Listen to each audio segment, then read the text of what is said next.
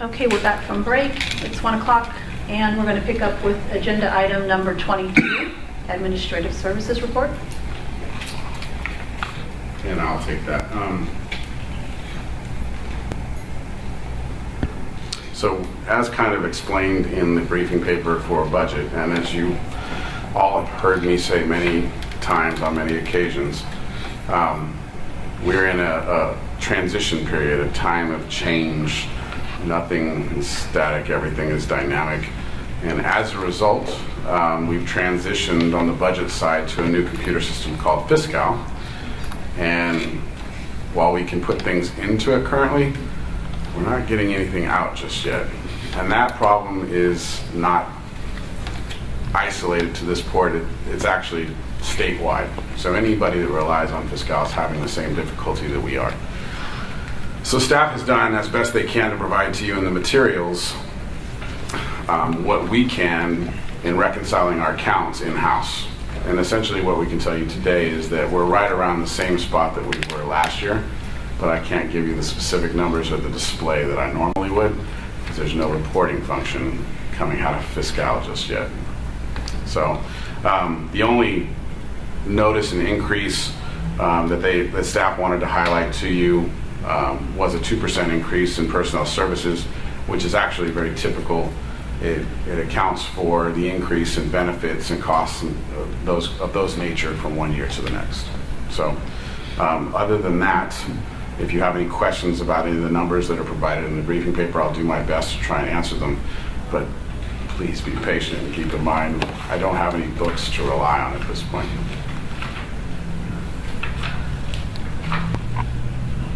Do you have any comment about the 13% decrease in the operating expenses and equipment budget? No, only there as a result of continuous cost-saving measures that we've been implementing over the last couple of years. We are intending and trying to be able to revert another portion of money this year to put into the revolving architectural fund to cover any kind of move or maybe we move in the same building, but we have to do a build out and cover construction costs or configuration of cubicle costs or something like that. So it's part of the strategy.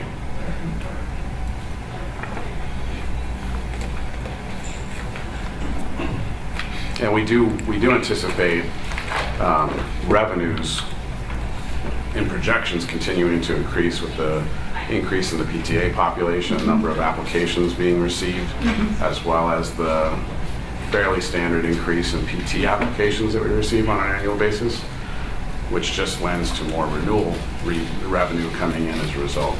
So that's also reflected in the paper though. Okay. Any further discussion of the board?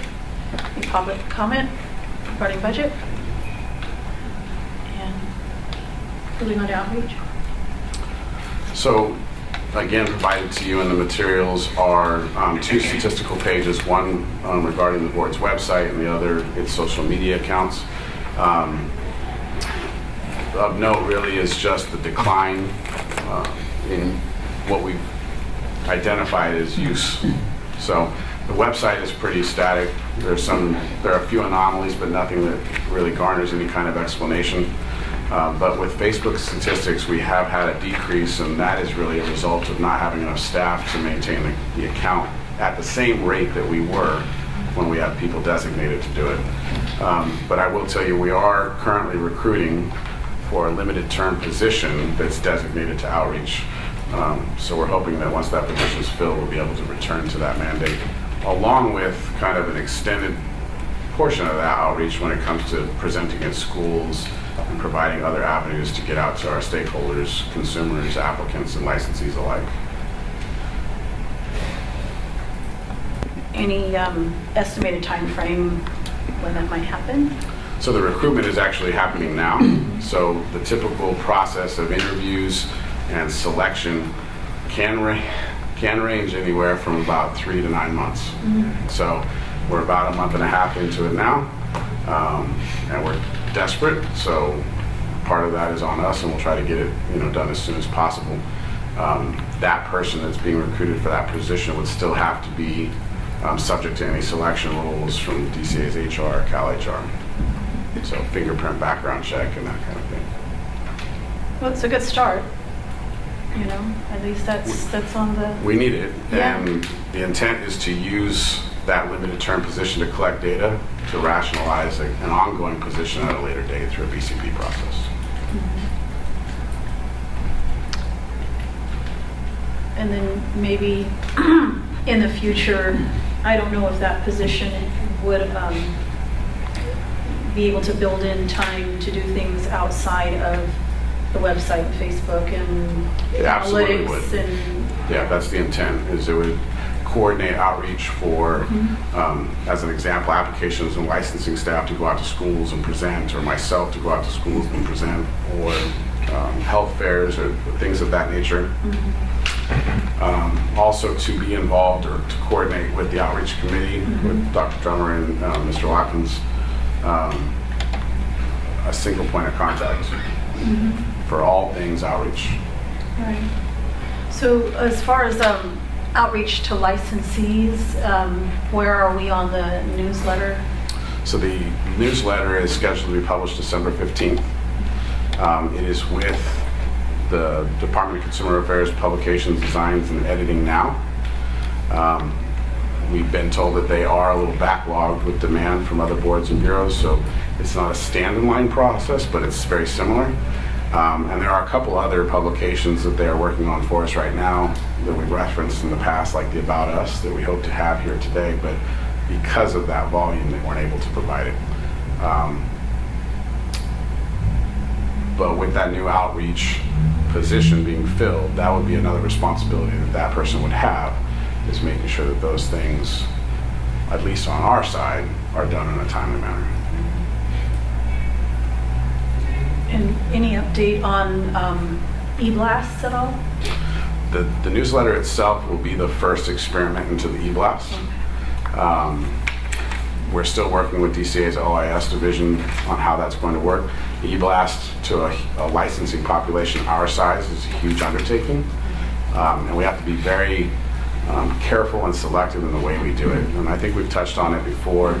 We've made attempts on our own to do e-blasts of that size and nature, and come across some interesting obstacles to that process. One of which is when an email comes out from a single address in that fashion, some large internet providers don't take to that too kindly. So Yahoo, Gmail, AOL, surprisingly, is still in business, will actually reject that email thinking that it's spam, and we'll receive it back. So there's some strategies that OIS is helping us with to stop that from happening. Good.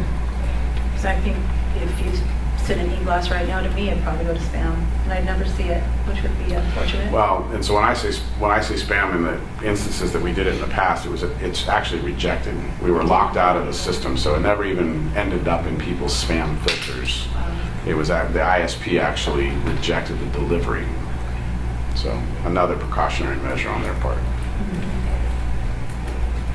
So I'm excited about the newsletter coming out and getting that out again. Grateful that staff is getting out to schools. That's a good thing too. And I guess the third part would be the public, outreach to the public, and the committee. I welcome whatever. We are already working on content for the spring newsletter of next year. So if there's any topics that members would like to have addressed or would like to contribute, we would greatly appreciate that. It would help. Newsletters can be, as at least part of the content, regurgitated from one season to the next, but as new content presents itself, or as the board identifies new content that they'd like us to see or like us to publish, we certainly appreciate that input. It's interesting to look back at newsletters from 10 plus years ago and see that many of the topics are still relevant. We often have the same conversations. In this newsletter, I can tell you will see kind of a fresh face to the template. Or no click.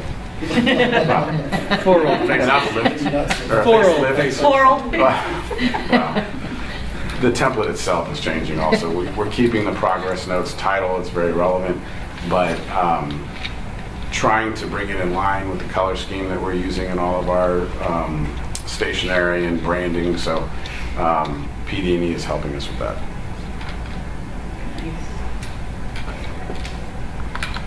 Any other comments or discussion on outreach? Jason, with regard to the website and updates to it, what's the process for things getting updated? One of the things that I'm thinking about is the new laws and regs document, and I'm not able to get to the PDF. I'm from the main page of the website. I'm trying to figure out, other than entering the URL directly, I am not seeing a link or any way to get to that Sure. document. The document itself you won't find on the homepage. Right. I can make that change, but you can find it on the Publications tab across the top. And then there are relevant links within the other tabs. So for applicants, you'll find it for examination information, references to the laws and regulations governing the practice of physical therapy. So we're trying to put it in places that typical stakeholders would stumble across it, just in the normal routine of one, applying for licensure, or two, renewing for licensure, but also being able to find it under the publications list. Okay. And looking at publications now, I found it. Good. But wouldn't have, I'm looking at laws and regs and it's not showing. And when I go to laws and regs, it's taking me to the state site with all of the laws and regs. So depending on what you're looking for, if you're trying to find statutes, it's going to take you to the Ledge Info website that's run by the state. Right. And if you're looking at regulations, it's going to take you to the Westlaw website. The reason that we do that is that's a guarantee that you're going to see the most updated information that you possibly could. Maintaining all of that content on our website and ensuring that the changes occur uniformly throughout the website can be a very difficult thing. So if we change one regulation and we've managed to put that regulation in a number of different places, we could end up with conflicting information from one page to another. Right. And so putting it to the primary source of Ledge Info and Westlaw was, I think, the best way to handle it. We've talked about the possibility of doing things like a mobile web app to kind of bring these things together. When that becomes a reality, the website will have to account for it as well. And so we'd like to have a uniform look from one to the other. And so one of the things is in the publications, thumbnails of what the actual publications are, not just titles, a very long list of titles that may be hard to sift through. A better way of categorizing and a more visually friendly way of selecting what you're looking for. The maintenance of the website itself is we are not our own webmaster. Right. So our requests for change go to DCA's OIS, and keeping in mind that a number of other boards are doing the same thing. So while OIS is maintaining their own servers, hardware and software issues also serving as our webmaster, they have a limited amount of resources also. Beside that, we have a limited amount of resources to make those requests. And so senior staff, managers of each unit are designated to take their portion of the website and determine what changes are made. And we've made a number of changes in the last few months, but there's still a lot more work to do. Thank you.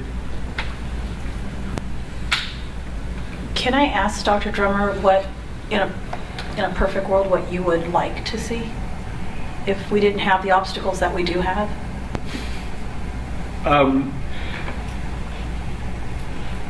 I know it's challenging to try to create a website that is easily navigatable to people, to make it intuitive for people to get to and to logically think, okay, this is where I should look for this document, or this is where I should look for that information. The challenge becomes when it's put into different places, and there's a huge art and science behind doing all of that. And I mean, people are paid large amounts of money to create their websites, to have those things done. And a big piece of our challenge is that we're not the ones who have control of it. That we have request ability, but then ultimately what happens becomes part of the challenge. So it makes it a little bit more difficult. And ideally, having people, members of the public or members of the PT community, testing to see what works, what doesn't work. Right now, if I click on regs, that should take me to the Westlaw references. I'm getting an error message. Right now? Yeah. And so I don't know, why is that happening? Is that a Westlaw problem? Is that a website piece on our side? It might be a cookie issue in your computer. Yeah, You- get to it. You can get to it? And that's the only thing I can think of, is that it results being different for you than for us would be cookies that you have on your machine. So then, Don't check it. so then multiple platforms. The browser that I use may not be the browser True. that somebody else is using. And so that becomes part of the issue. Yeah. I don't know if I can exactly provide a solution to it quite yet. I've experienced that issue with the Westlaw, with even staff. I actually submitted a request to look into it with the OIS, but I have a feeling that it's not a cookie issue. I've gone through a lot of different troubleshooting solutions, and I'm currently trying to figure out whether it's on our end or on their end at the moment. So I'll let you know when I do get a solution that I can figure that out. Thank you. Out of curiosity, Daniel, what browser are you using? So I typically use Firefox. I just tried again using, it's not Internet Explorer, it's the new Edge. Edge. But let me see if Explorer makes a difference. I've tried Yeah, Firefox, Explorer Chrome, worked. and Explorer. Explorer works. Explorer worked. You might find that it works sometimes. I've seen it where it did work on that browser, and then other times it did not. So I've experienced issues on all three of the major browsers. Thank you. The other difficulty that we have with the website is regulatory websites are not typical in the internet world. So most websites cater to one specific stakeholder. And in this case, we have about 4 or 5 that we're trying to address within the same website, whether they're applicants, licensees, employers, insurance companies, what have you. And so this template was probably the most stakeholder-friendly template we could find, given that tab option across the top to try and steer people down the right road. We could do a better job at capitalizing on that tab theory by saying that if you are a consumer and you click it, the next page you see is also very homepage-like, but caters to nothing but consumer, and so on and so forth. So they're changes that we're planning in the future, but any kind of web development is a very slow-moving project.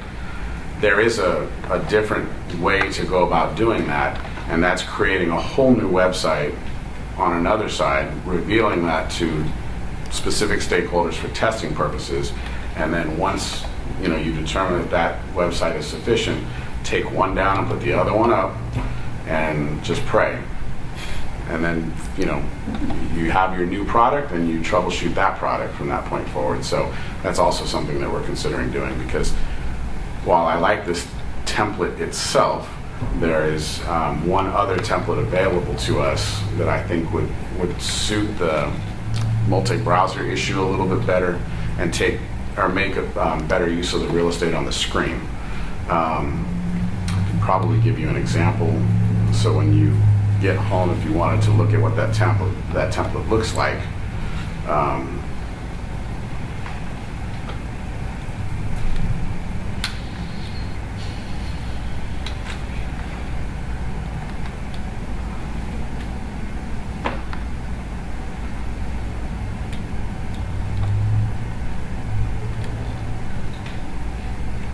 there's actually two templates. So the two that I would address your attention to are the Bureau of Cannabis Control and the Podiatry Board's website are the two templates that we're considering.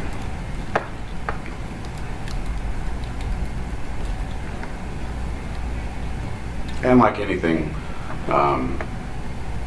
utilizing OIS's services to make this project happen is a huge undertaking as well. So a number of meetings beforehand to kind of strategize and organize and find out what we want to do, what's available to us, and that kind of thing still have to happen. Thank you. Any further discussion on outreach? Any public comment on outreach? Okay, thank you, Jason. Let's move on to agenda item number 23, application services report. All right, I'm going to start with some really exciting news. We were able to fill the staff services analyst vacancy very recently with Mr. Paul Harrison. So he's a very welcomed addition to the applications team. So we're getting caught up with processing applications. As far as the statistics report, you do have applications received and licenses issued for quarter one. And there's not a real big, nothing that stands out except for the continued increase of PTA applications. And one other thing I want to note is that this data is now all from Breeze, so we are no longer comparing across different systems. This is all Breeze data, so hopefully this will be more stable data to look at, more reliable. So. That's all I have to point out. So let me know if you have any questions on the program stats or the exam stats. How was the process for you being able to get it all off of Breeze? It's good. As far as it's nice having. Did you? Well, I'm going to wait until you're finished on that.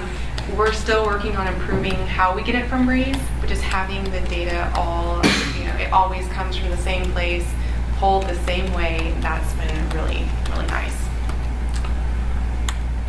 I'm completely impressed with it. I love it.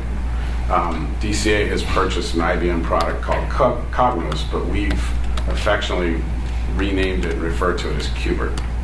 All right, we talked about it before. I'm going to put Vincent on the spot a little bit because we've realized that Qbert in-house for us can replace the extracts that we receive from Breeze or rely on from Breeze to put this data together. And so that's one of the issues that kind of creates a difficulty sometimes, and even added to our decision to move meetings back. The extracts that come out that are provided by DCA when they're run aren't timely for our materials. So sometimes it's not convenient. But if we're able to do that ourselves in-house using the Cognos product, we could essentially have these reports fill themselves out and much more real-time and kind of just push-button accessible. So we're working on that now.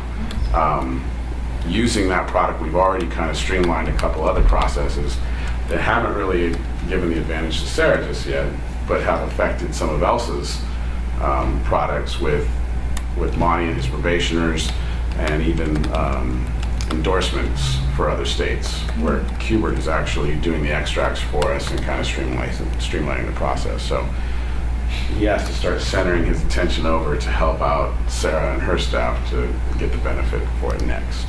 But you should be able to see that in the next meeting or two.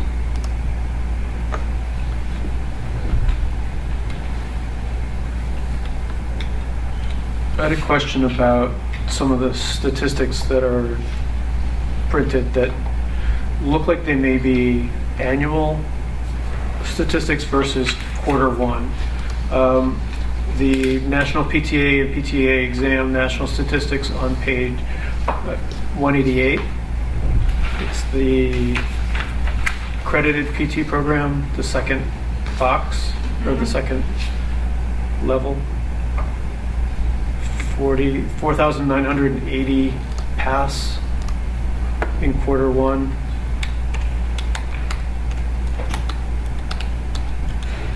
Were there that many exams? Or is it national? Or is it, I mean, that's a national, it's a national number, but is that quarter one? I can double check in just a moment, but I believe so. Okay. I can verify for you.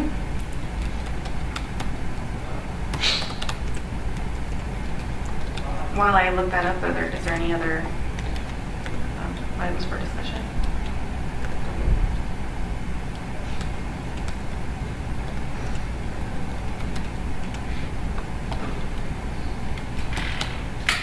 Actually, I may have to get back to you on that, but I believe it is the national data for quarter one.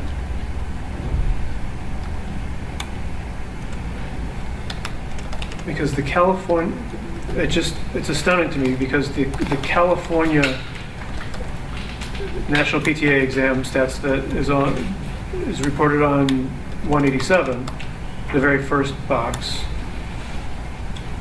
shows 371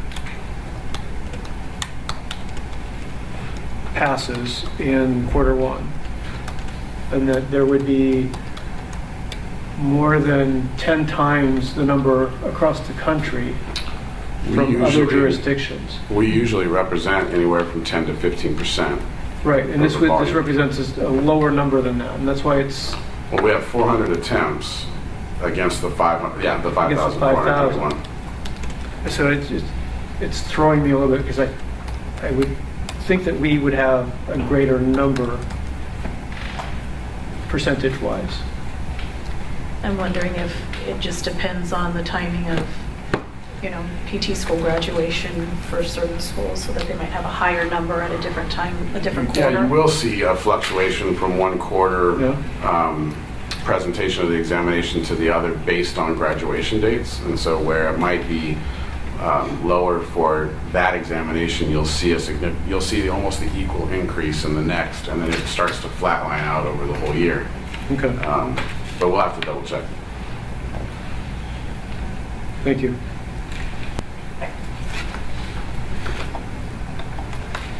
Any other questions or concerns for Sarah on licensing?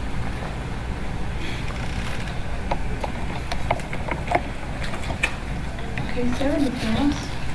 No. That's application, sorry. Any public comment on applications? Okay, let's move on to licensing. All right, for licensing, it's kind of the same thing. There's nothing that's really standing out.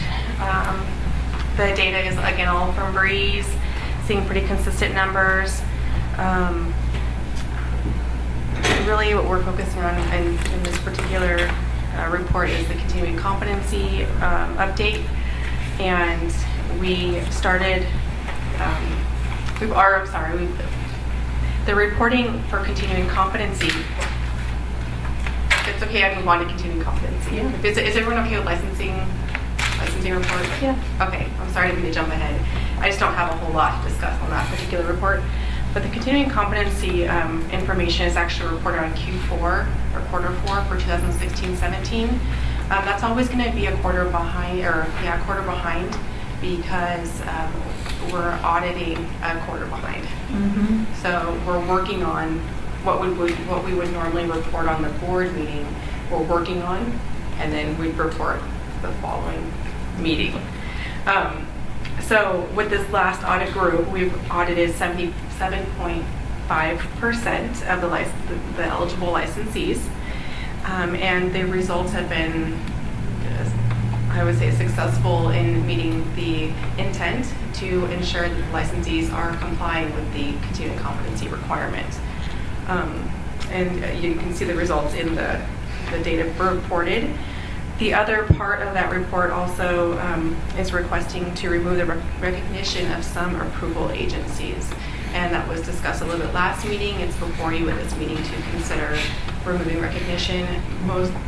The two reasons are for failure to respond and actually at the approval agency's request, because they no longer provide that service.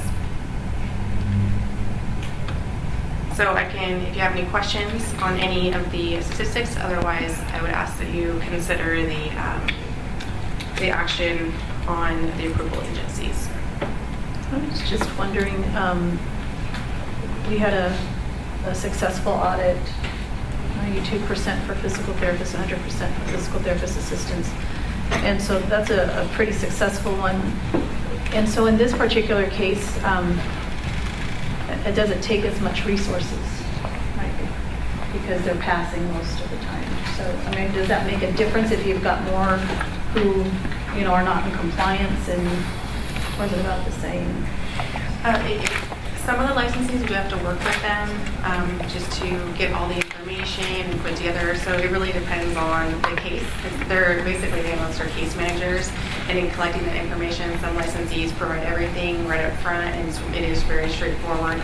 Some involve more back and forth, and it may be and more verification of the information that's provided, following up with the approval agency or the provider, or just getting information on what's been provided by the licensee. Mm-hmm. I would say from a labor perspective that it is a very intensive source of their workload.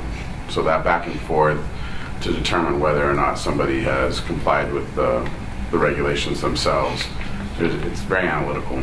I mean, it's not as cut and dry as you might think. You have to track down when a course was attended. Was it approved at the time? Did it become approved afterwards?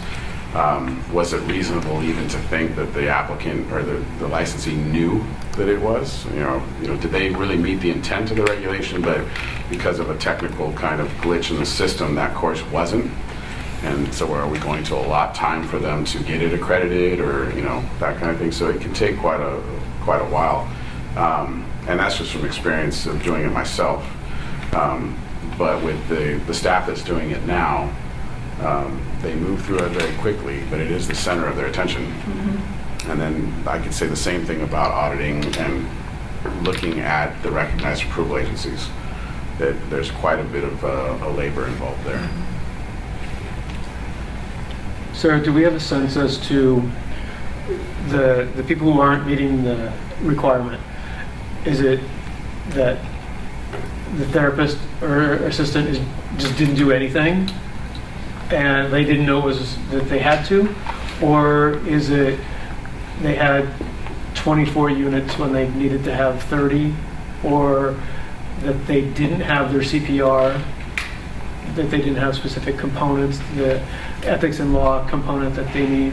Do you have a sense as to It's that? all of those things. We actually encounter all of them. And so, yeah, it really depends. But those are a lot of the main reasons why there may be some issues. And so the staff does work with the licensee. So if it is something like, the licensee thought a course did comply with the requirement, but it didn't for some reason, we can work with them to get retroactive approval, or taking time to get another course or something like that. So we do work with the licensees. I was just going to say yes. I think as board members in your role, you'll see now as the process has started again that some of those that just don't have anything or don't feel that there's any usefulness of you'll come across them in other portions of your role as a board member here in the future. That tells you. Yeah. Any other questions or concerns for Sarah? Anyone want to make a motion to approve to remove these agencies? So a recommendation is that there are 4 of them, and that there should be a separate motion for each as opposed to one motion for all. So I think we should go through them one at a time and then see if there is any motion as we go. I move to withdraw approval agency recognition from nursing and rehab at home. And I second that. Okay, we have a motion by Dr. Drummer, a second by Mr. Watkins. Any further board discussion? Any public comment? What's the period that the agency is required to maintain records that they might have? 7 years. Thank you. No public comment? Roll call vote? Katarina Ellaby is absent. Alicia Rabina Amen. Aye. TJ Watkins. Aye. Daniel Drummer. Aye. Jesus Dominguez. Aye. Tanya McMillan is absent, and Deborah Alviso. Yes. Okay, that's unanimous. I'd like to move that the withdrawal of approval agency recognition for Terrio Physical Therapy and Fitness. Second. Okay, first by Dr. Alviso, second by Dr. Drummer. Any further board comment? Any public comment? Roll call vote, please. Katarina Ellaby is absent. Alicia Rabina Amen. Aye. TJ Watkins. Aye. Daniel Drummer. Aye. Jesus Dominguez. Aye. Tanya McMillan is absent, and Deborah Alviso. Aye.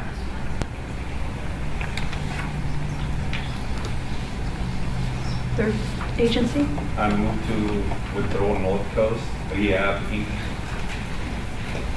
I'll second. So, Mr. Watkins moved. I seconded. Any further discussion by the board? Any public comment? And a roll call vote? Katarina Ellaby is absent. Alicia Rabina Amen. Aye. TJ Watkins. Aye. Daniel Drummer. Yes. Jesus Dominguez. Aye. Tanya McMillan is absent, and Deborah Alviso. Aye. Okay, that's unanimous. And got one more on the list.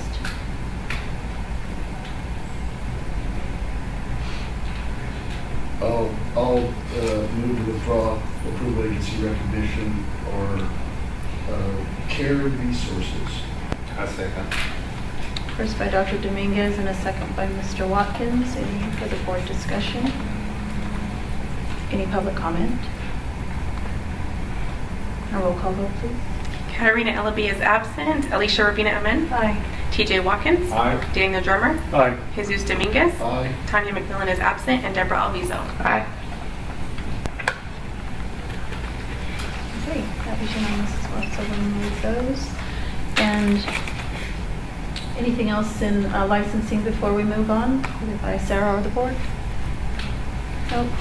Okay.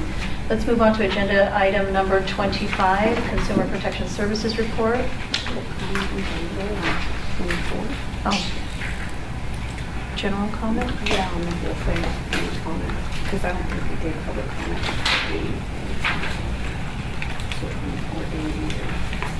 Any further public comment on continuing competency from the public? No?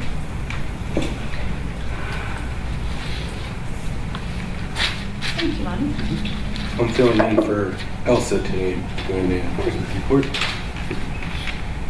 If you look at attachment 1, Elsa reported to you guys at the August 2017 meeting that the performance measures reporting is 1 quarter behind for the enforcement performance measures. So what you have for attachment 1 is the 4th quarter numbers there. It looks like we received, these are the number of complaints. So we had 151 total complaints received. The monthly average is 50. Complaints look like 93 and convictions 58 for that. For attachment 2, the CPS report provides a detailed data in certain areas of the enforcement program. It includes year-end statistics in comparison to the last fiscal year. Performance measure 3 is the average number of days to complete the entire enforcement process for complaints not transmitted to the AG or formal discipline. And that seems to be remaining consistent to the last year. For the fiscal year 2017-18, quarter one, the overall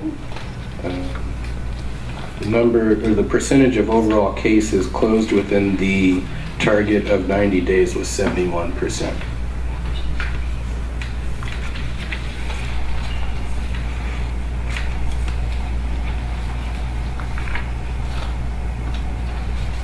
Looks like the target date for that is 90 days, and they're currently running at 122 days.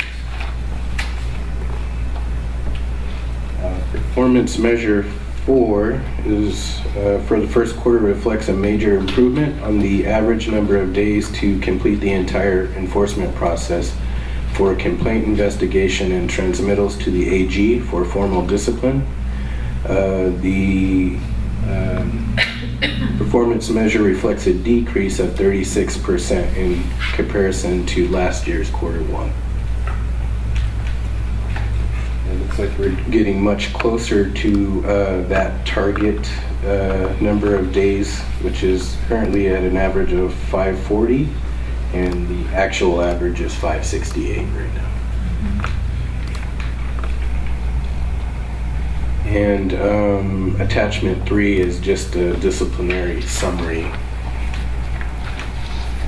of all the discipline that's been taking place. Any questions on the enforcement numbers? So on that PM4 that you talked about, where we're getting closer to our target average, is that due to something a change that we've made internally, or is that just how it came out this time, or? A combination of a number of different things. One, definitely streamlining processes that we've implemented. And you can kind of tell by the chart, out of that 568 days, the board's average is 243. So we're taking less than half of that expectation in-house. What's not and can't be represented here in the form of a graph is the kind of the back and forth cases where while they might be sent to the AG and DFI simultaneously, so we're still working on it in-house, but it's also taking the clock over to AG. It's very difficult to represent that on this chart. I think if projections hold true, what you'll see is we're still suffering a little bit from the increase of what we call CPEI. And so the influx of the creation of these expectations where the AG's office and the Office of Administrative Hearings weren't included in that math. And so as we've shoved a lot of cases into the system, the other side of the system couldn't account for it. So as if that starts to trickle away and the OAH calendar starts to free up a little bit, I expect to see that 326 days come down a little bit. The Office of the Attorney General has done a lot of recruitment and filled a lot of vacancies, and so we've seen a lot of improvements in the return on cases there. But we're still beholden a little bit to that Office of Administrative Hearings calendar, where we might want to settle a case in the next month or two, we're forced to, based on volume, put the case out a few months. And so that always adds and contributes to this number as well. But that number seems to be coming down because that volume is starting to flatline out as a result of CPEI. And what's the trend on our number? Our numbers come down quite a bit. And I have another enforcement analyst coming back online here at the end of the year, so that'll help with our numbers as well. We're at that point now where that 243 is kind of a best case streamlined scenario. There's not a whole lot of efficiencies that can be realized past that point other than adding additional staff to reduce the number of cases per analyst. The communication between us and DFI, the communication between us and the Attorney General, how we involve the in-house expert consultant and the expert consultants themselves are pretty efficient as it is. We've taken the things that we've identified, we've made those improvements, we've seen significant statistical improvement, but we're kind of flatlined out. and there's not much more we can squeeze out of the existing system, considering some of the analysts have close to 100 cases per. So What's the ideal number of cases an analyst should have? I think that's kind of a matter of opinion almost. One, I think it has to do with the type of cases that they use. So somebody who's working on convictions has a different expectation than somebody who does sexual misconduct, right? So it's really hard to say that there's an ideal number. I mean, I can't tell you when it starts to become too much to handle that it actually slows the process a little bit. And I think that we've identified that as anything over 50 to 60 cases per analyst becomes, it has an exponential effect on each case, because you don't have that same face time per case that you would if it was a lower number. So in order to meet that target, it looks like we just have to keep hoping that the time that is out of our hands continues to. Yeah, and two things to consider is, one to keep in mind is that when CPI was implemented, that 540-day target was somewhat arbitrary. It was something that we just picked. It would be nice if we could get cases through the system completely within 18 months. And I agree with that concept. But just because of the complexity of the case and the nature of its investigation, that's an impossibility for some cases. We would not be able to provide due process to our licensees if we stuck to that number, given the type of case that it is. So you're going to have cases that are going to stray outside of that 540 days just simply by their nature, and they're going to skew your statistic. And because of the number of cases, one case that takes 3 years can skew your statistics dramatically.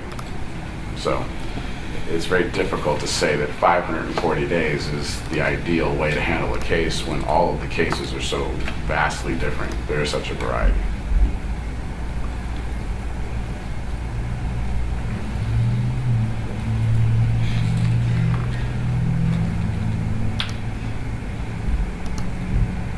Any other comments or questions for Monty? Any public comment? Thank you for that, Monty. Move that the Yes, probation. The probation stats. We currently have 93 licensees on probation. 83 of those are currently in state, with the other 10 tolling right now out of state and not receiving credit for the completion of the probation. There were 2 licensees that completed probation in the quarter, and 1 licensee had their license revoked. That was started a long time ago, but the process ended during this quarter. Of the 83 licensees or probationers that are currently in the state, 22 of those are enrolled in our drug and alcohol monitoring program, and that's 27% of all probationers that are in the state. Any questions on any of that?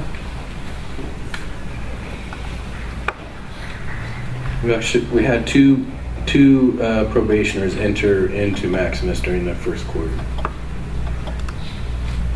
None completed so far.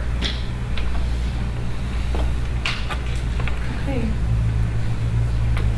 Any questions or comments from the board for Monty? Any public comment? Just to note, with performance measures 8 and, I'm sorry, 7, no, it's 8, the cycle time and the number of probation violations, there were none. And I think that's worth noting that the work that you do is what's contributing to that being a null number. I appreciate that. That the connections that you are making with the probationers to be able to get them online is helping to keep them out of violation. Thank you. Yeah, thank you, Monty. All right, so I would be remiss if I didn't follow up with that. Similar to the comments that I made about caseload for analysts, the same could be said for caseload for the probation monitor.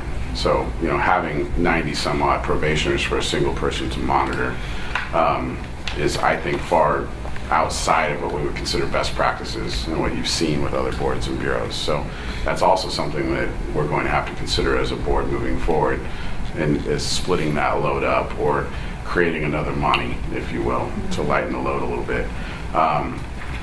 And I think the advantage that also comes from that is more firsthand monitoring. If he had 50 probationers, he'd be able to see them in person much more frequently than he can now with almost 100. With all of these reports, I keep thinking of, you know, our resubmission of our package to agency and the administration for consideration, because it looks like we could use help in many areas. So. I've said it a couple times before. We are still trying to catch up with the growth of the profession itself when it comes to the regulatory side of things. There are a lot more of the licensees than there are of us, and you know, we have not grown at the same rate. So we have a little catching up to do still. So again, a public thank you to you, Monty, and all the staff for your hard work. Thank you. Okay. Moving on to agenda item 27. Sarah? If we could have a small recess to prepare for that. Sure. I'm going to ask you once again to step out into the audience, and we're going to do a demonstration of that product for you. So 5 minutes. Okay, 5-minute recess. We'll be back. 5 to 2.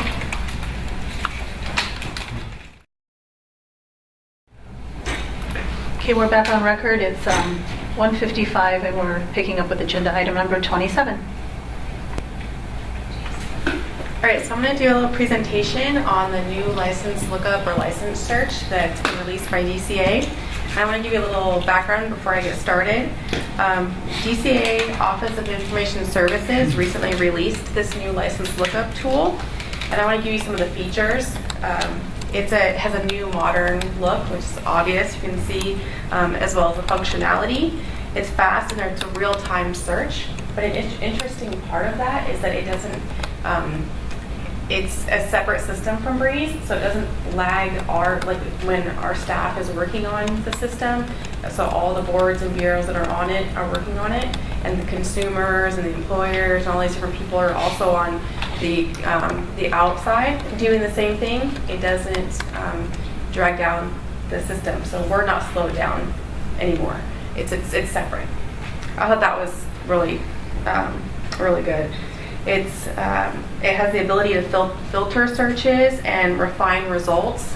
So like a lot of different search options you have online. There's more information provided on the initial results page.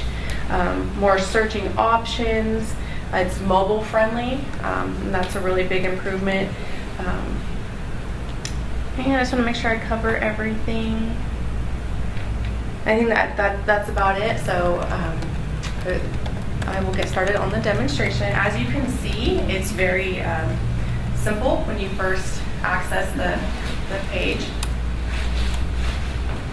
You can search by boards and bureaus, license type, license number, or business name, depending on what your intent is when you get here. If I click on boards and bureaus, you don't have to remember necessarily the name of the board. You can click on it and choose which ones you are interested in. Obviously, we will do physical therapy. But in the event, if you're not sure, you can see what the options are. You also can search by the practitioner's name. Let's say you're not sure what their license type is. You could put in their name as well, and it'll search all the licensing entities that are on Breeze. But for this purpose, we'll start with the board. And now I could search just physical therapy. So I'm just going to do that. And it'll give me a result. But then I want to filter further from this page. But it has more than 1,000 results, and you can just keep scrolling through all these different license types. You don't end up with a page 2, page 3, page 4. It just keeps going for 1,000.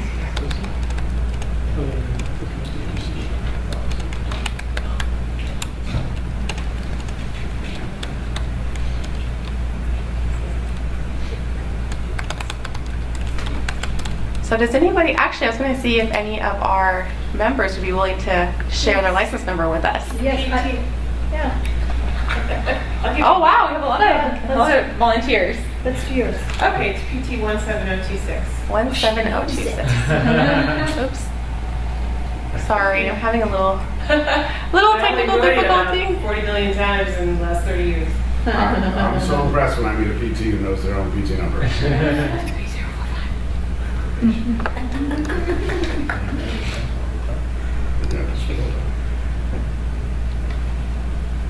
Sorry, I have a really fancy keyboard that I'm not used to. Oh, no worries.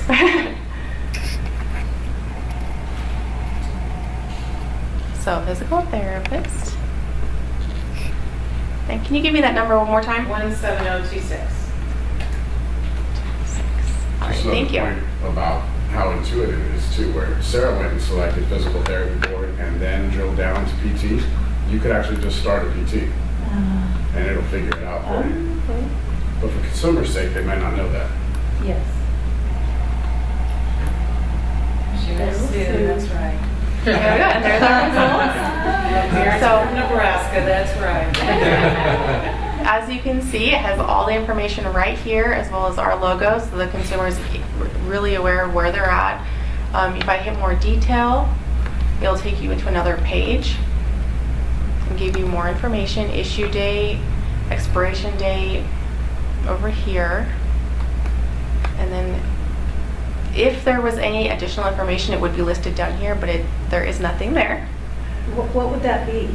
So like if there was any disciplinary action or anything like that, that would be there. I can show you an example of that, but this is it. So this is what the license, online verification looks like now. Sarah, if you just put in, if you go back to the very home page and just put in the number 17026, will it show you all licensees across all boards who have that number? If there's another number that exists, so yes. So if I just put in a random number and search it, it'll bring back any result that's tied to that. It could be from our board or another board. So you have psychology, Barbara Cosmo, because they're also on Breeze. Now this is only for Breeze. If a board is not part of Breeze, then the results won't be here. Currently. Yeah. And similar to this type of search result, if we had just searched Cheryl Einfeld without designating what type of license, and maybe Cheryl has another license tag with another board, or there's another Cheryl Einfeld somewhere holding a different license tag, you can see those different logos representing those different licenses. I've got a comment. This new system is so much more helpful, I think, to consumers because we've had, actually PT has had trouble in the past where there are some individuals who are being alleged to have violated some of the acts of another board. It's like they contact PT because they think it's a physical therapist. They look up the name before they could search, physical therapy board. They look up the name and they get a whole long list of people. But it wasn't clear that was every licensed person in California with that name. It wasn't just physical therapists. So this one designates much more clearly which board they're licensed by.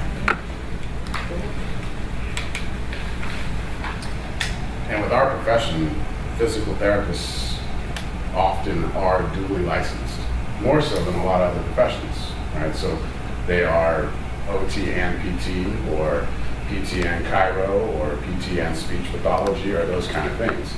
So that point is even, it rings true, because sometimes they might not know what kind of care that they're receiving, whether it's from an occupational therapist or a physical therapist, but they know the person's name.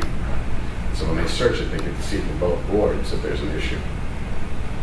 What I brought up here is an example of discipline. So here's the icons that you would see if there's discipline or additional records for the licensee. And this licensee is currently on probation. And then you can see the public documents relating to that action that's been taken, as well as a summary of the action. Sarah, have you noticed when you click on the document whether you have to save it first to open it? I have not, but we can do it right now.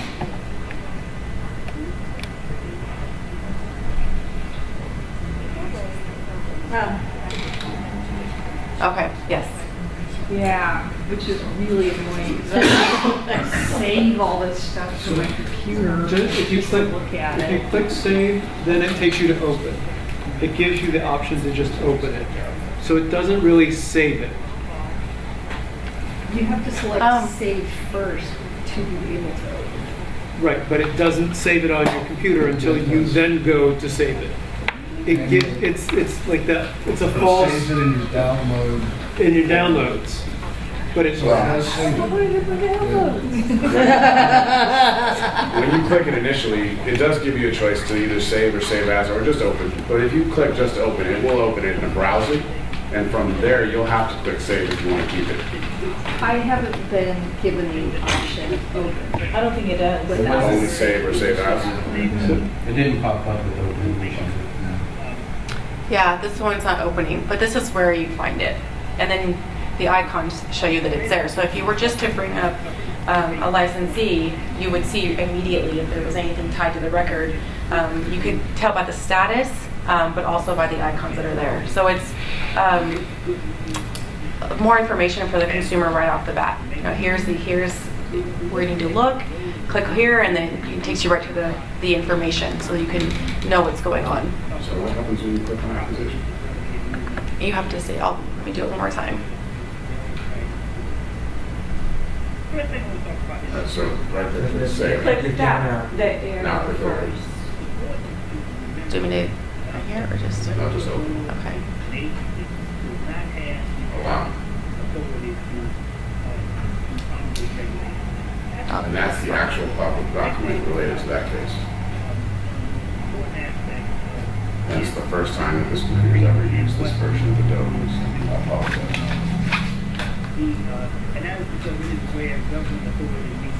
So then there's the document. So Tara's concern is that this is actually saved, or it's actually saved a version onto her computer, and just by clicking the open. After you click save, but then you're given the option to open it, and then now it actually has saved a copy onto her That's computer, true. and she doesn't want that. I'll talk to OIS for you, Tara, and see what we can do. I'm just trying to save computer space for the state of California. And I'm not speaking for OIS, but in the initial design, the idea was to do open and use the web browser side of things, but to try and account for the multiple different browsers that people use, it's very difficult. So save and then open was the next option.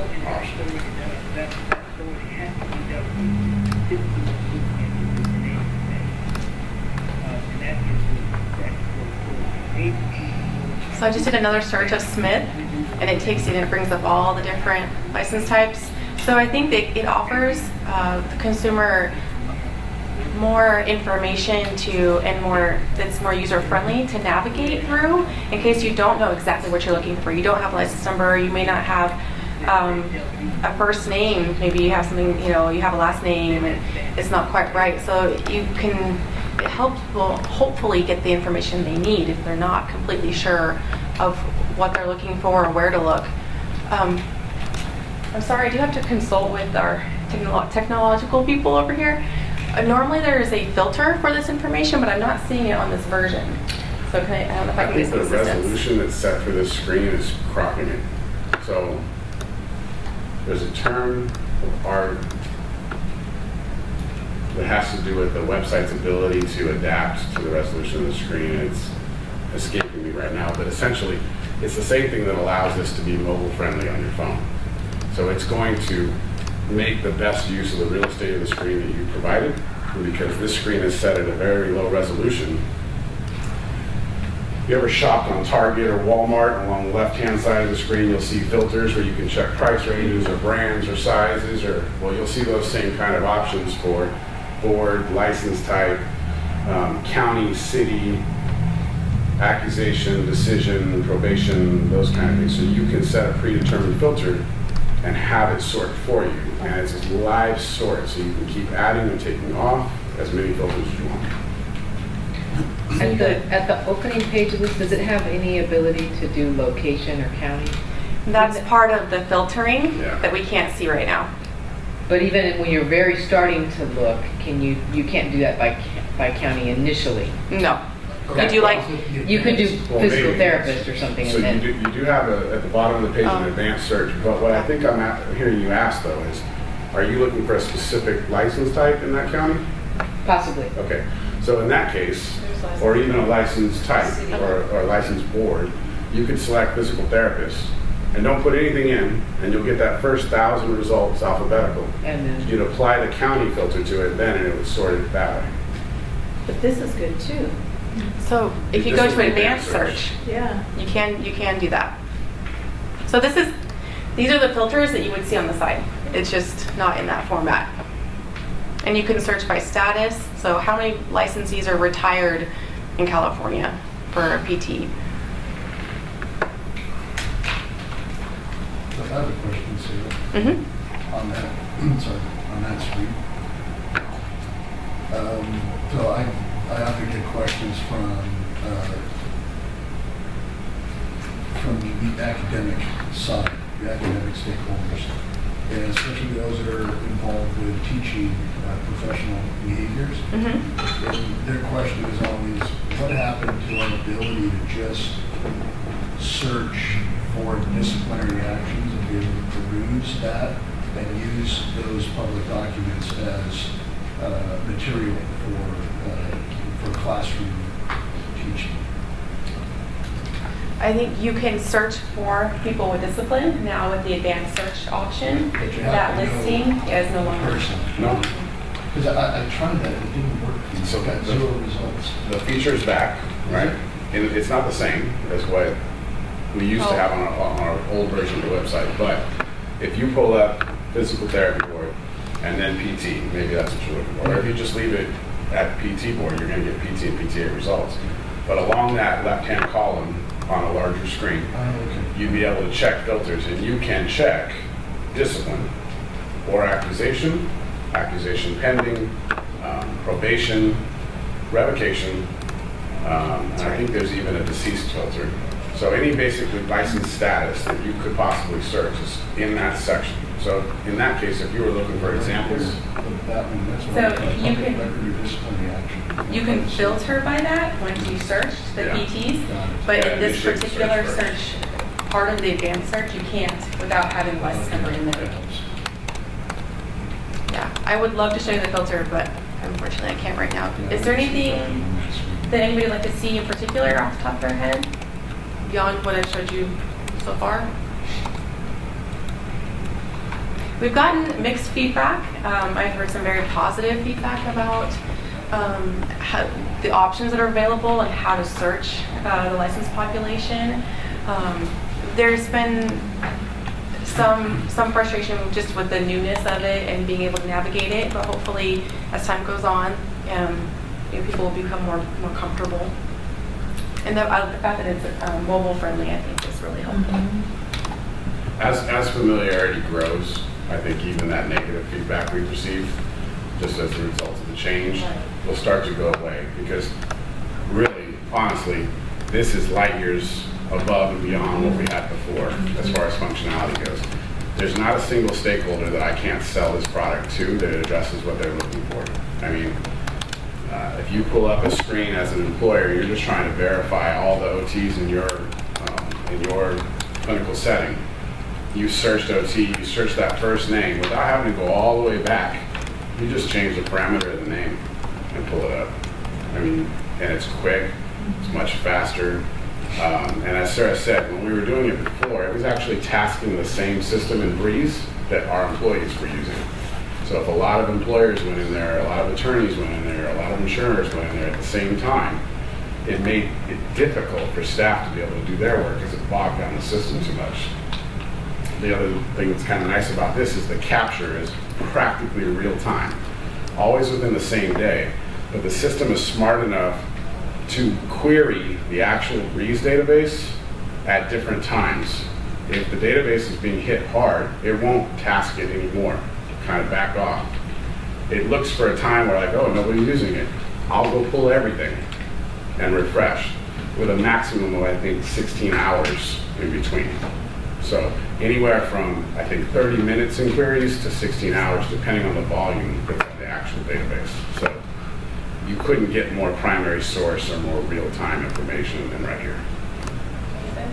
How much time is there between when a licensee gets licensed and their name will appear on the site? Now, practically instantaneous. Okay. So I can use it to verify? you absolutely could. Okay. And you always could before. Yeah, but there seemed like There was always about a 24 to 48 hour lag. Okay. It's a little bit better now. As soon as the number is issued, you'd be able to verify it here. As soon as that system either updated between that 30 minutes or 16-hour window. Okay. I have a comment. I actually was out in the field at a conference, and one of the forms I was filling out asked me for my PT license number. And I did need to look it up. And I used this on my mobile phone, and it was so easy. It's just right away. So I liked it. This seems to provide answers to all of the questions, the concerns that we've received in the past 2 years that I'm aware of, from when we first started using the Breeze system to verify licenses, and the then lack of ability to look at the probationary discipline status. So this seems to address those issues pretty clearly. And to OIS's credit, even issues that you weren't aware of, just input that came from each, staff from each board or bureau, things that we would have liked to have seen, nice to haves, our jobs would be easier if kind of things are incorporated into the search. So you'll see moving forward in the future that they're also going to incorporate the legacy systems into this search. It's a little bit more difficult to do, but it's coming. And then as those legacy systems, similar to us, transition to a more modern database like Breeze or whatever that database might be, eventually incorporated into this also. It has that ability to be able to take data sets from different sources. Another nice thing that I saw when I was verifying licenses as part of my job at work was that if there was a misspelling, if I entered a name with one letter incorrect, it would show me all of those. For example, the name Olson, O-L-S-O-N. It would also show me those O-L-S-E-N in case it was actually, in case that was the actual name as opposed to the O-N. So it gave me those automatically, so that it was like, oh, that's what the name is. Yeah. And I noticed when we looked up your license, it had the two names, so I'm assuming it'll show all former names. Yeah, it's a history of that licensee's experience with the board also, and name changes, right? So you might even have a licensee who was licensed in the 80s, left the profession for a long period of time, let their license lapse, so it canceled, had to reapply, come back and get a new license number. When you search that name, you'll see the existence of both license types, just in case you might have been looking for it that way. One thing I did want to add here is that if a licensee has a specialty certification for PTs, that will be listed here as well. So the specialty certifications no longer has its own license, no longer its own license type. You can't search for it independently. If you look up the physical therapist license, it will be listed under their PT license. You can filter for it. You just can't see the filters in this display. Sorry. Yeah. So, and that's been a big change for people who hold those specialty certifications. The other benefit that we're hoping to capitalize on with this is things like endorsements for out of state. So convincing other states in the union that this is the truest license verification they could possibly get. It's real time. It's It's not necessary to have a printed copy, mailed to them that somehow may be, adulterated in transit or anything like that. They can just come here and verify here. And there's a wave of best practice, if you will, going across the nation to say, we should all be doing that kind of thing. That's where technology is going. We just need to agree on what data sets display. We want to know that it's a primary source, it's not maintained by a third-party vendor. We want to know when it was refreshed, how new is the data. And we want to know things like what status is in discipline or the public documents available and that kind of thing. So we're already at the top of what that expectation is in best practice for the nation. And we're just hoping that the rest of the states will use this as a shorter, or easier, more efficient way to verify license. Mm-hmm.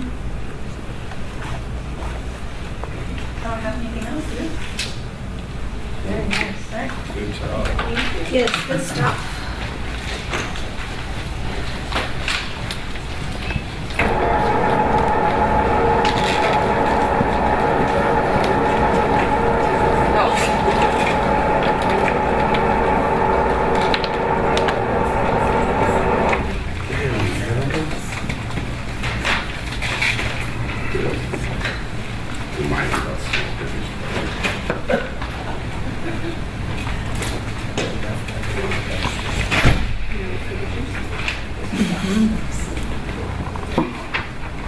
Just want to make note that we are not moving into closed session. We were able to complete that yesterday. And we'll move on to board member elections, agenda item number 28. And the first position is for president. And Jason, do you want to read anything or say anything before we start? Here we go. So I'm looking for entertaining any nominations for the position of president. I would like to nominate Alicia. I'll second. I would like, yeah. Hit that Third button. that. Aye. Do I hear any other nominations for the position of president?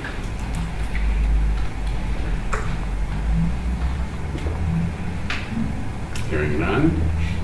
A vote on the position of president for Dr. Alicia Regina Amen. Well, any discussion by the board? Oh, I'm sorry. Yeah. Any further discussion by the board? Continuity is important here. There's one important question I think that we haven't asked yet, and is Dr. Regina Amen would accept the nomination. I'll accept the nomination. Okay. So, yeah, so we've got a motion, and we've got a second and a third. I'm And a sorry, vote. who was the second? Dr. Dominguez was the second. Well, I'm not sure. Dr. Oviso? I hit my buzzer first. Okay, so the first was Mr. Watkins. Dr. Alviso. Okay, so what about, do we need any public comment? Yeah, we can do that next. Okay, any public comment? Okay, and so we'll have a roll call vote.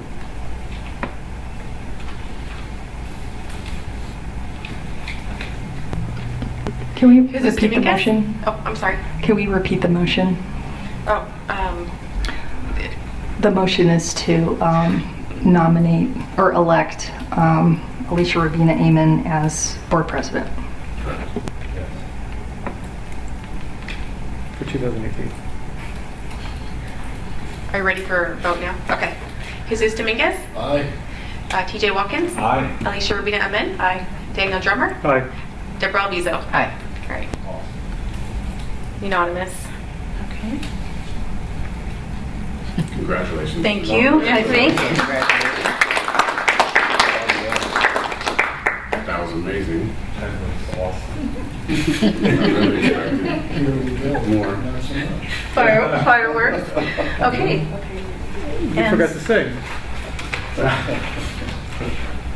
Okay, for the nomination of board vice president, can I have any nominations for vice president?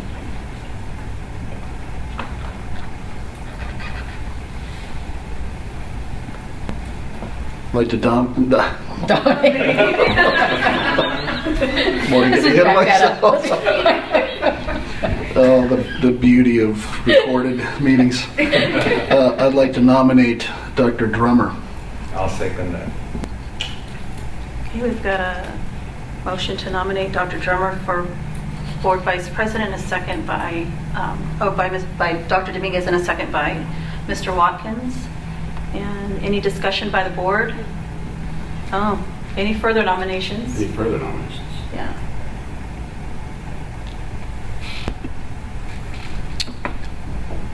I would like to nominate Mr. Watkins.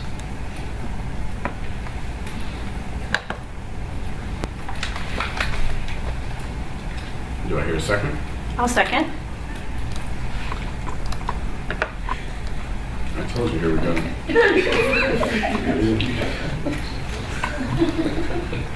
Okay. Any further nominations for Vice President? Again, we have yet to ask If you accept. the people being nominated to accept the nomination. Dr. Drummer? Pass. I'm not really sure what that means. I feel like I'm on a game show. Just like this last one. Passing the answering of the question or passing the Or you're declining. In answering the question. You can't.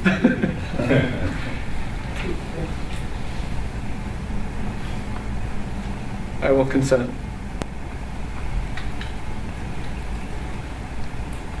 And Mr. Watkins, you accept the nomination of the Vice President. I'll accept it. Okay. And any further nominations? Any discussion by the board? Any public comment? Not yet. Mhm. Okay, so roll call vote. All in favor? When we vote, do we name a person? Is that what we'll be doing? I would defer to council as a parliamentarian, as a panel. Let them confer.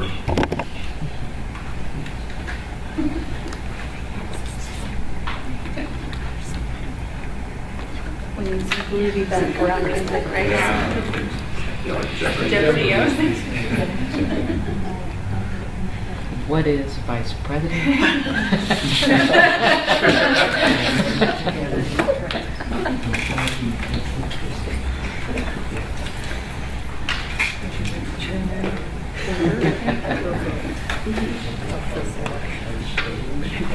The election is by plurality, or so if you're doing a rank voting, so that candidate A gets 5 yes votes and 1 no vote, and then candidate B gets this many yes votes and this many no votes.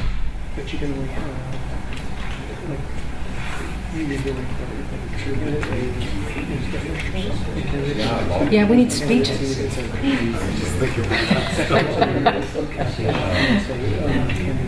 A chicken in every pot.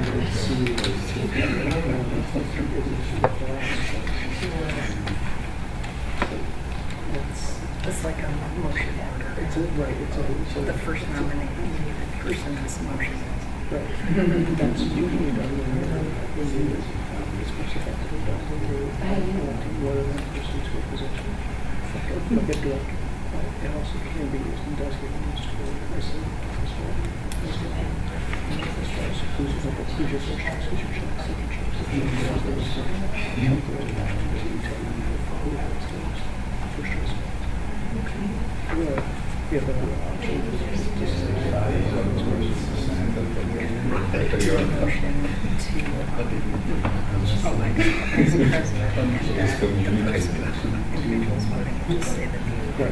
and then it's just, then you have that listing.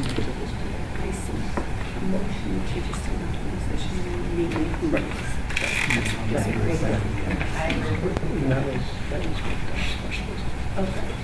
Okay, so procedure would be to just have a motion to elect a candidate to the position of vice president, and then as we do the roll call vote, each of you would identify the person that you choose to vote for.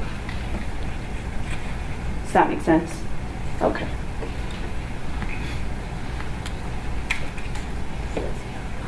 I move to elect a board vice president. That's what you asked for, right? Yes. I think haven't the motions already been made by the people who nominated the candidates? So they've nominated people, but now it's a motion to have the Elect. election.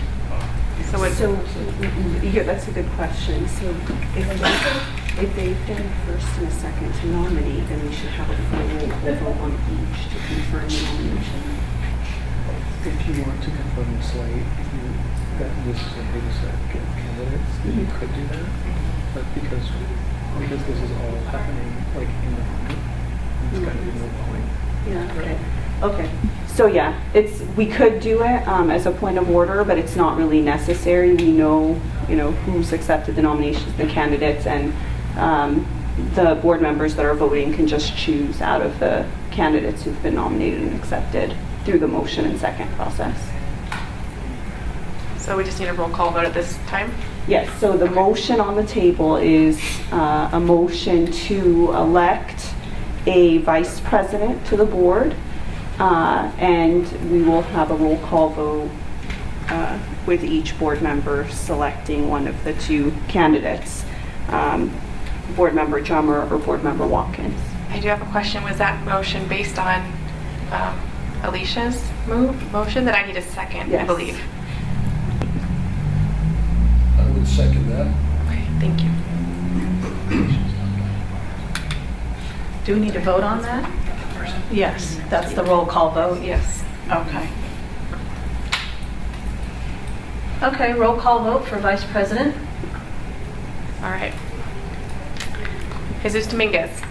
So I'm going to identify who, Daniel Drummer, Dr. Drummer. TJ Watkins. I'll vote for myself. Alicia Rabina Amen. I'll vote for Mr. Watkins. Daniel Drummer. I'll vote for Mr. Watkins. And Deborah Alviso. I'll vote for Dr. Drummer. All right. We have 3 in favor of Mr. Watkins. Congratulations. So we have elected a new vice president. Congratulations.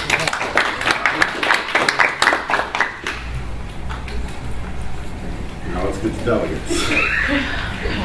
Can we recount? Okay, so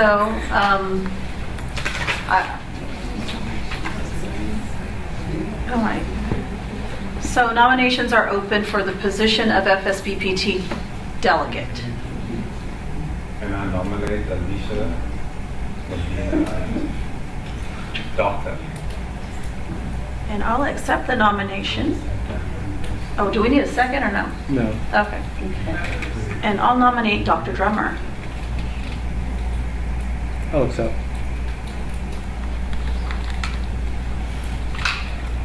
Hearing any other nominations? And this is for primary delegate. Mm-hmm. Okay, any discussion by the board? Hearing none. Okay. Any public comment? Okay. So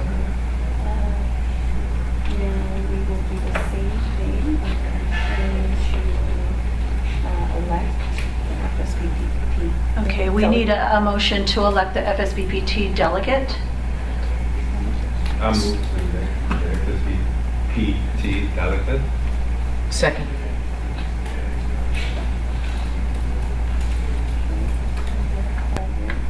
Okay, and roll call vote. Jesus Dominguez? Again, we're saying who? So out of respect for Dr. Lavina Amen's new role, I would vote for Dr. Drummer. I would vote for Mrs. Ayman. Miss Ayman. Okay. I would vote for Dr. Drummer.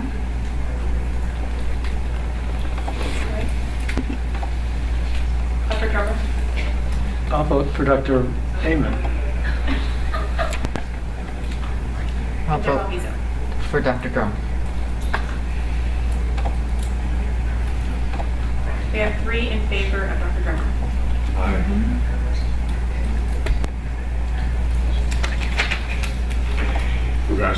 Congratulations, Dr. Drummer. You are our new primary delegate for the FSBPT.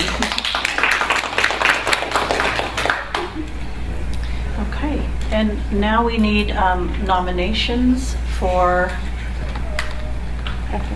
FSBPT alternate delegate.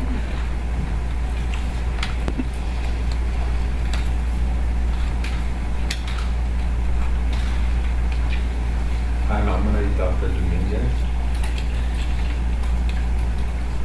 And Dr. Dominguez, do you accept the nomination? I appreciate the nomination, Mr. Watkins, but I see much in my horizon as far as responsibilities, so I would thank you, but no thank you. So like sorry, but not sorry. I'd like to nominate Mr. Watkins. Mr. Watkins, will you accept the nomination? I'll accept the nomination. Are there any other nominations? I nominate Dr. Dominguez. Dr. Dominguez, do you accept the nomination?